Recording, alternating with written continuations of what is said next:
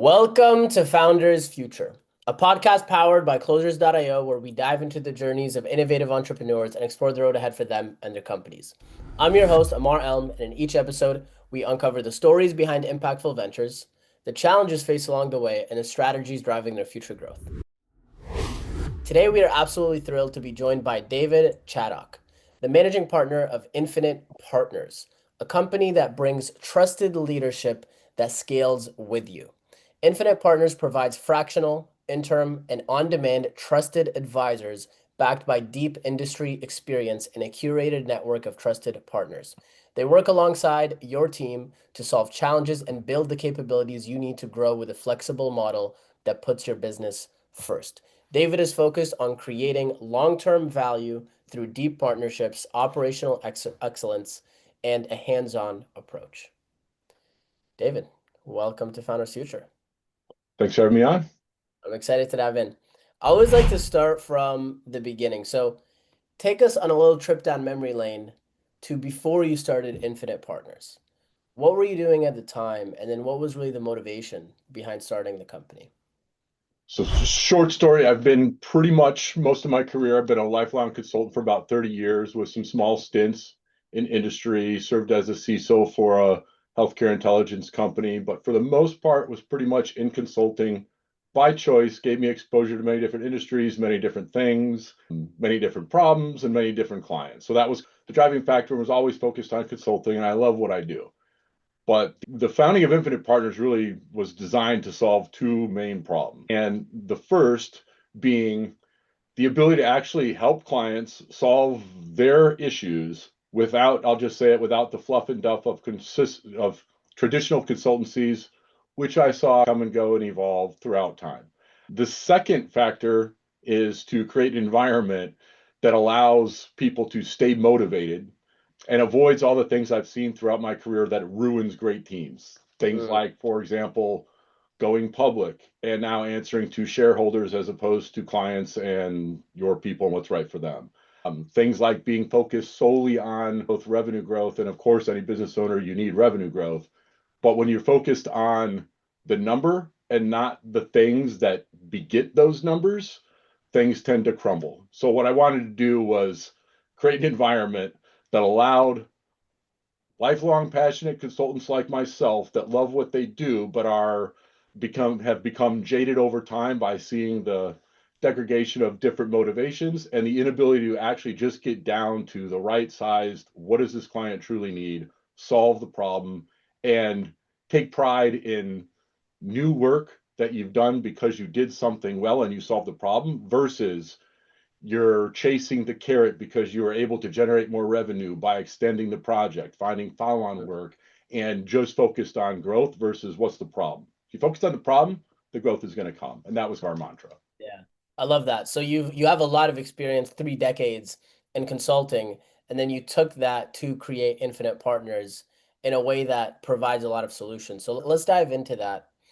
With Infinite Partners, who would you say is your ideal customer? Who do you love to work with? Yeah, I would say at the highest level, we're talking about medium-sized business. My passion up front was with helping small businesses start and grow, but after a lot of market research, competitive analysis, and really trying to figure out what's going to be sustainable, found that's not really the move. So focused on medium-sized business, and I would say our ideal client has a couple characteristics. One, they know they have a problem and they're looking for expertise to actually solve it, not hey, we got audited, we need to do this, somebody come check a box, or find some third party just to deal with a problem that they don't feel is important or worthy of their time, or something of that nature. So we're really looking for that client that recognizes the need for expertise, puts value in it, and is looking for a augmentation of their team, somebody to come join them that has the expertise, but not looking to just park, farm, and expand, augment their team. That's why we went the fractional route. It's more motivated by the client's objectives and the client's mission versus our own. Got it. Our own is to help them with theirs, and we'll get what we need from that. So that's Yeah, what we're sticking to. love that. Any specific industries or verticals that you focus on?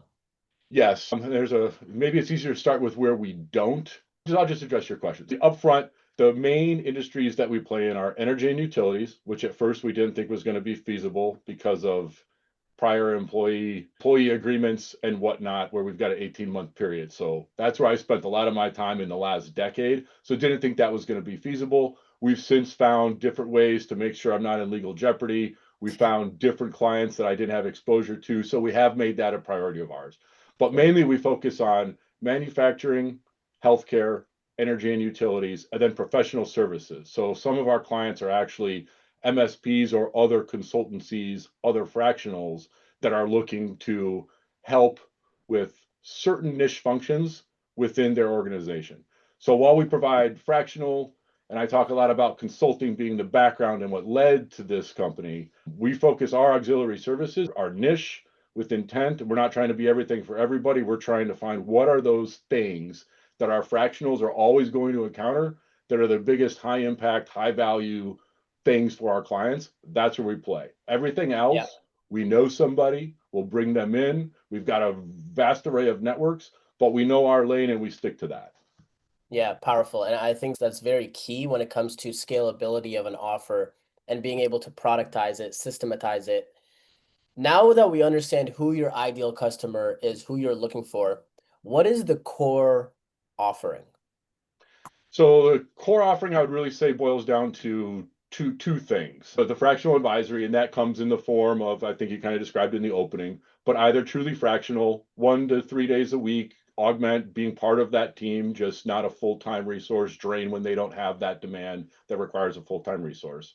And or on demand could be project based. We also fill interim roles, so a specific period of time. Hey, we need somebody. Often we even help find the replacement, but help fill that gap for a period of time. And then truly on demand, project based. Hey, we've got this issue, we've got this program, this project. Can you come lead it or help advise us through that process for a certain period of time? And that's always going to be one of our mainstays. The other thing that we do is our auxiliary services, and mostly those are focused around two main areas, and that would be around IT, OT security and governance. And governance is a thing that most people and most organizations struggle to even articulate, but we've become very well known for that in particular. We can apply governance to whether it's data governance, IT, OT governance, whether it's around compliance or now, of course, AI, not to throw a Yeah, buzzword in there, but the governance around that and how do you truly get all your various stakeholders marching towards the same shared goal with shared accountability, where you don't have the finger pointing, you don't have the inefficiencies of, I know I'm accountable for that, but I don't have the budget or the resources because I don't own the infrastructure or the development team or the resources that perform that function. How do you get everybody to recognize that they each need skin in the game, and more importantly, what's the benefit to each of them if they all work cohesively? That's what we've become well known for. Then we also deal in supply chain, both helping customers gain entry into new markets. So, for example, somebody wants to sell, it's a normal common occurrence. We want to sell to the federal government. Now we need all these different requirements. We need to meet them. We don't understand them, whether that's regulatory or security, whatever that may be. We help them with that, get prepared, understand the market that they're entering, the buyer motivations, and then help them hone a value prop for each SKU of whatever their services are. The other powerful. thing is downward supply chain. So if you're the consumer of vendors, business partners, and different alliances, all your downstream vendors that you rely on, how do you make sure that they are A, secure and compliant and not putting you at risk, but B, managing up to their SLAs and expectations and really providing value? So what may be a great partner for you this year, next year may not. And especially with technology, it changes. Who's keeping the governance and oversight and giving these medium-sized businesses a very clear product that allows them to make better, more informed decision making on should we keep, should we replace, should we shift, should we augment, what should we do, and are we getting return on our investment? Yeah. There's a lot going on there. I appreciate you for breaking that down concisely in a way that I can clearly understand it and for the listeners to clearly understand it as well. Of these two, you've got the fractional advisory, you've got the auxiliary services. Which would you say makes the main bulk of the business? Interestingly enough, and this is one of the things that I've learned this past 6 months or so, we had a hypothesis assuming fractional was going to be the mainstay and whatnot. And in terms of numbers, that is still true just because we have a bench of CFOs that were doing fractional work.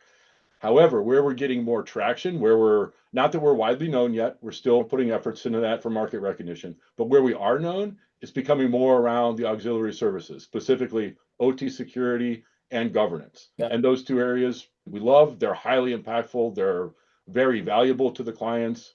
Those are the things, even when we have components of those in the other work we do, those are the things that tend to stand out that lead to the referrals, that lead to the thank you, oh my God, this is worth way more than we paid, those types of scenarios.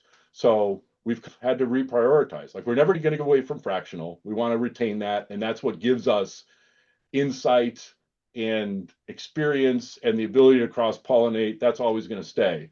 But we've actually had to reprioritize and focus more on building out these auxiliary services first, as opposed to expanding more of our fractionals, because we're seeing more demand there. And that's Very something we interesting. can watch and repeat. Yeah, very cool. When it comes to the back end of the business, you touched upon referrals. I'd love to dive into how you're acquiring customers, what that process looks like. So walk me through from a lead generation and marketing perspective. What are you guys currently doing? So I will preface this with I know we need to do more. It's on our roadmap, and we're getting there in terms of a marketing perspective. Okay. This is also by design. To be frank, the bulk of our lead generation, everything now is coming from referrals and alliances. And that was what I mean by that was by design. We knew coming out of the gate that A, we wanted to run lean, we wanted to grow with growth and demand versus let's hire this massive army and potentially go bankrupt. Because in the research I did before we launched, wasn't just with clients and figuring out, hey, do you need this and would you pay for it? It was also talking with many business owners of what worked well, where did they fail, what were their regrets, and what do they wish they do differently. So we've intentionally taken an approach to go a little bit light, focus on alliances in terms of if I need to flex up, living with the true fractional model that we preach every day, I don't want to bring on a whole team and have them sit on the bench before I've really got a huge amount of cash in the bank. So we rely on contractors and fractionals, and that's how we're kind of growing. And then as we test, then we'll bring them on. We've brought on some new business partners that are now part of our core nucleus and whatnot, but we're trying to go lean. So with that in mind, we made the intent to focus on alliances first, not only for lead gen and hey, we do these things that you don't and we complement each other. We've got partnerships with folks that do what we do. And it's just a matter of, hey, can we help each other out here? As we flex up, can we share in some of those similar skill sets and resources and reciprocate on the inverse? And what I found very refreshing now that I'm going this alone and we have our own team, we're not bound by a lot of the same constraints that a lot of the folks I work with are folks I've worked with in the past, former employers, right? That's my network, people I know who I trust, they're masters of their craft. But in those past environments, we were always somewhat limited by, whether it's a finite piece of resources that we're all trying to compete for, or we see the value and the opportunity, but the board or leadership doesn't, and they've got a different priority. We're not bound by any of that. And that's been great. And the ability to root for each other, even though they do what we do and are a quasi competitor, if you will, we're both now trying to help each other and grow versus, oh, that other consultancy, we need to unseat them, we need to get them out of there. I don't mind bringing somebody else in, they bring me back. And it's more of that give and give versus take and take mentality that's been beneficial to us. You mentioned something that I'm curious about. What makes you say you feel like you need to do more on the marketing and lead gen side? Yeah. So as I mentioned, we had an intentional strategy to focus on alliances. We had an intentional strategy to revamp our business plan only a few months in. I had obviously a plan, competitive analysis, market analysis, business plan, what our offering is going to be to start. And that was great. We needed it. But I knew right out of the gate, as soon as I bring on a couple new business partners, we're going to revamp this thing because I need it to be our vision and not my vision. So we went through that process. We just completed that, landed on, okay, collectively, we now all know what our offerings are that we're actually going to take to market. In that process, I didn't waste any time going back to the lean and mean, practicing what we preach. We didn't waste money on SEO. We haven't done a lot of online marketing. We haven't done any of that. And I shouldn't say wasted money. We would have wasted it had we spent it earlier. We're now at the point where we're going to make that move. My SEO guru just got married on a honeymoon, so that's part of the problem. But when we're able to accomplish that, it'll be a revamp of value prop offerings.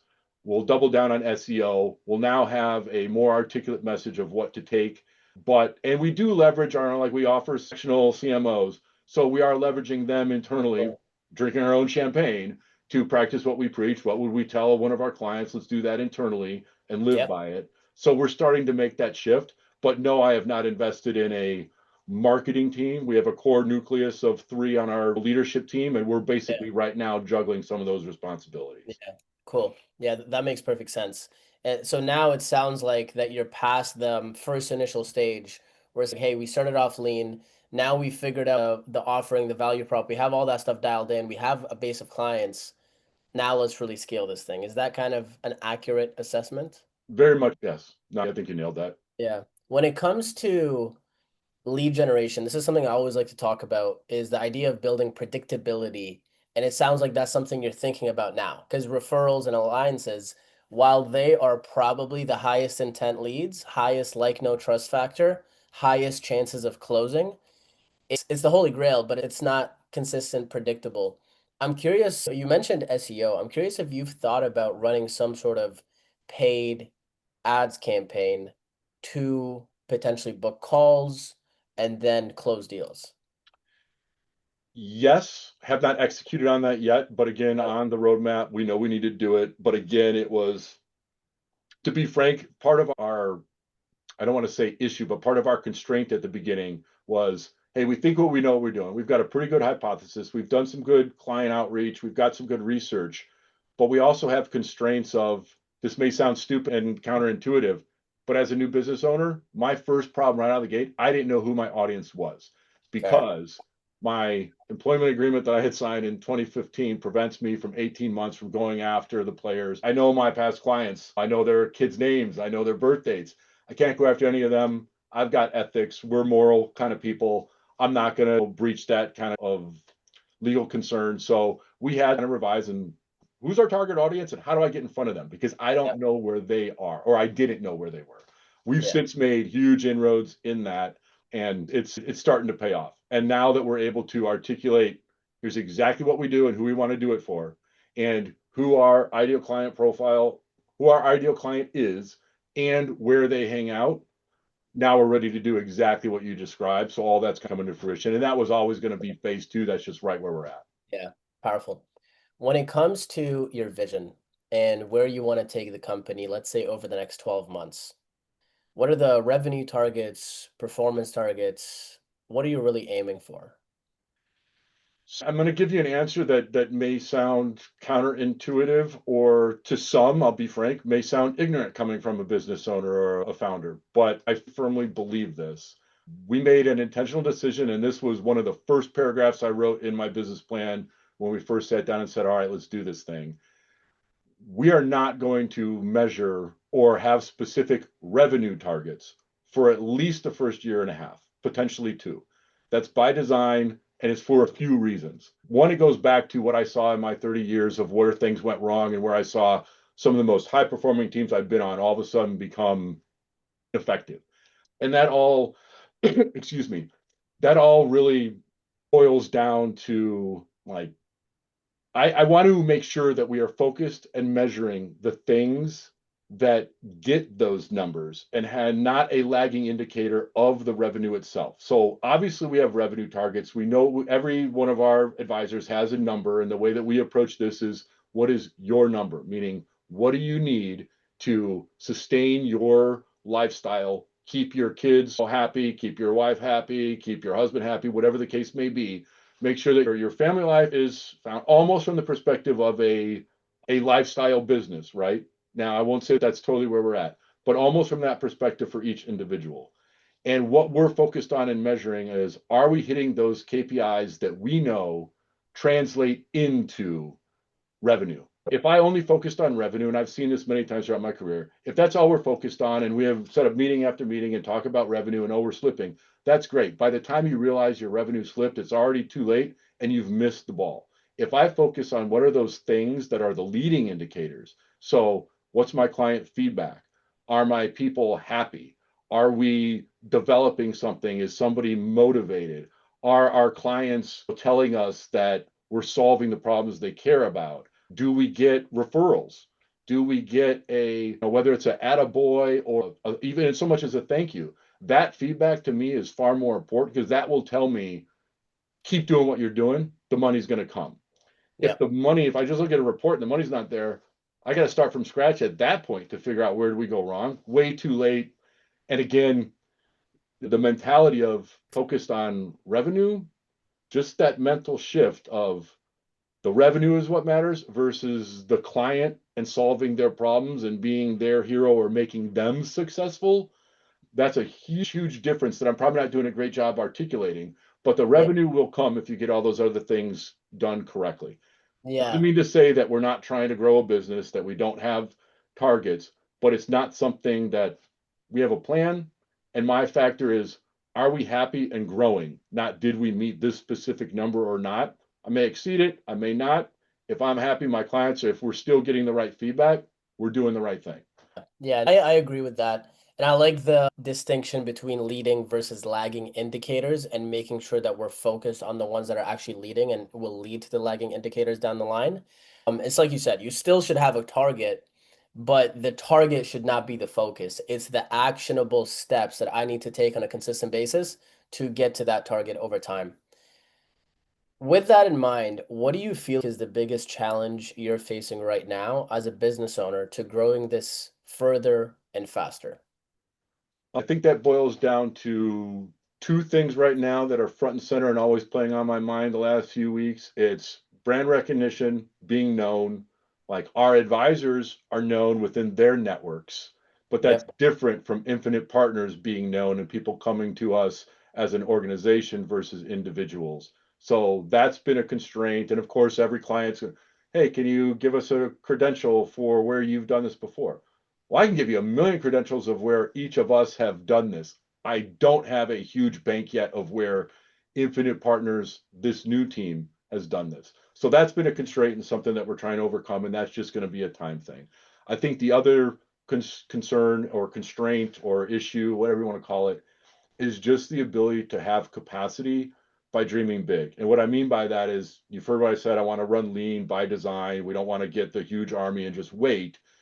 But I also don't want that to be a reason that any of us are timid going to sell that project or that engagement or go help that client that has a need for more people than we currently have, because that's missed opportunity. I don't want to do that. And that's what's going to drive our growth. So again, this is why we focused on the alliance piece, so that I can have the confidence and my partners can have the confidence to go sell that thing, knowing we've got some business partners that have our back if we get overextended. And Yep. as we do that, you mentioned the word predictability. Once we see a pattern of predictability, and this isn't a one-off or potentially a fluke or a point in time thing, then it's all right, let's shift and let's fire up the hiring engine. Boom. But I'm risk adverse and don't want to do that, and we're really there. So it's brand Yeah. recognition and having capacity to deliver on big engagement. Yeah, that makes sense. And then building more of that predictability when it comes to closing deals, it sounds like to confidently hire and to confidently build the army, so to speak. Yes. Awesome. What is the best way for people to reach out to work with you? Probably the best is through the website, infinitepartners.com. Contact us page isn't the magnum opus, but it does have the ability to submit us a form, email us directly, has the phone number, or there's a link to just schedule a quick consultation. We hop on the phone all the time. BD calls are just part of that for just the free, hey, let's talk, get to know each other, Yep. figure out what the issue is. And our mission is to listen, understand, and figure out if there's a fit, and then just work with them to figure out what the solution could be. Awesome. David, thank you so much for your time. Very much appreciate you having me on. Anytime. So that wraps up another insightful episode of Founders Future. To our listeners, if you enjoyed this conversation, don't forget to go to infinitepartners.com. It will be linked around here, so it will be very, very easy, but also it's just infinitepartners.com. Also, don't forget to subscribe to Founders Future wherever you listen to your favorite podcasts. And if you are a business owner and you're looking to scale your business and really enhance your sales and marketing efforts, visit closers.io to discover how we can support your growth journey. Until then, keep on climbing.